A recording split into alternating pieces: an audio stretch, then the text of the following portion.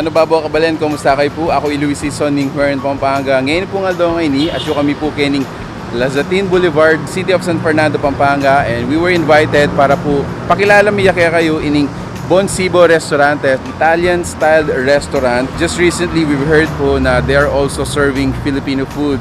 Karing mga nining restaurant, mga lako, there are still customers na manintun local flavor. Ito po yung pinuntata mo ngayon. Ito, welcome to Buon Cibo Restaurante. So ini ka lang main dining area. As soon as you enter, you will definitely feel itang Italian vibes. So Kenny, there are around 5 tables. Kasantingan Kenny at nila ba pong second floor, which is good for group meetings, small gathering, or a private lunch out or dinner. Manikita mo ka rin, that is where we're gonna check out the food. Alright, so this is their second floor. Meaning second floor that has 2 sections. So that room right there siguro is more on the mas private pa.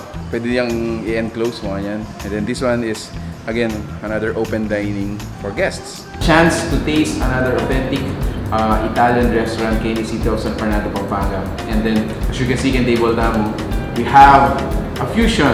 Kasi sabi ko pinan din, atin pa mo rin customers naman to native taste, diba? So there you have your rice, your fried fish, mga yan. So available na po kay any. And then to start off, let me introduce po yung karelang group meal. So this is included kay karelang group meal. As of now, atin tamong roasted chicken, atin tamong 4 flavored pizza, and then a pasta plus iced tea.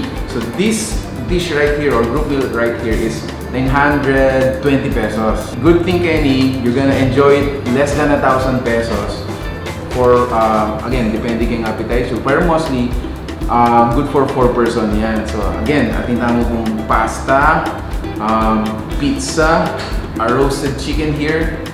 So this is Buon Cibo signature salad. This is 220 pesos. Now let's go to the Filipino dishes. So we have 5 Filipino dishes.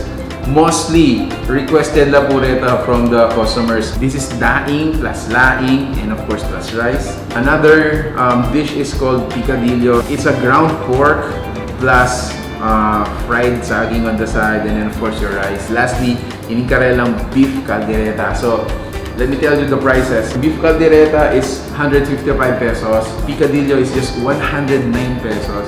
Daing with laing is just 115 pesos. Super guys.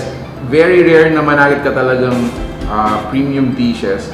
And then yung price na is balang mamilungan niya kayong 100 pesos, di ba? So, wow! Available lang yun yan, Buon Cibo. And then lastly, guys, kotang kauran, manyaman ken bulalo. So, we don't need to go far to taste itang manyaman na bulalo, di ba? So, kaya yung Buon Cibo, available na rin. So, this is 399 pesos a la carte. Nung may bitin ka kayong merong order, makapagpa-refill na ka man palang soup kenny. So, syempre, di ba?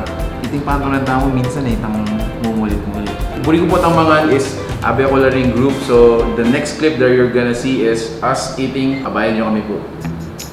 The Buon Cibo po is located kay Badminton? Excel Building kay ni Pula sa Team City of San Fernando, Pampanga. And retong pizza tamo kay ni nung yan nakamagbisang mag group meal mo yan. So available lang mo naman for a la carte. We have 5 flavors of pizza available for 10 inches and 14 inches. Ayan. So in 10 inches po is as low as you can get 180 pesos. And then for 14 inches naman, so you can get as low as 290 pesos. Itong pizza tamo ngayon is a 4 flavored pizza, 14 inches, it's 390 pesos. So ito po guys, if you're craving for that Italian flavor or mag-crave kang pizza na authentic Italian, made. Siyempre, made in the Philippines na po, pero the flavors, everything are authentic Italian. Munta na po kayo ng Buon Cibo Restaurante. So, ito, nung may takam kayo, dito na tayo. Tara, mga tana. Mga tana po.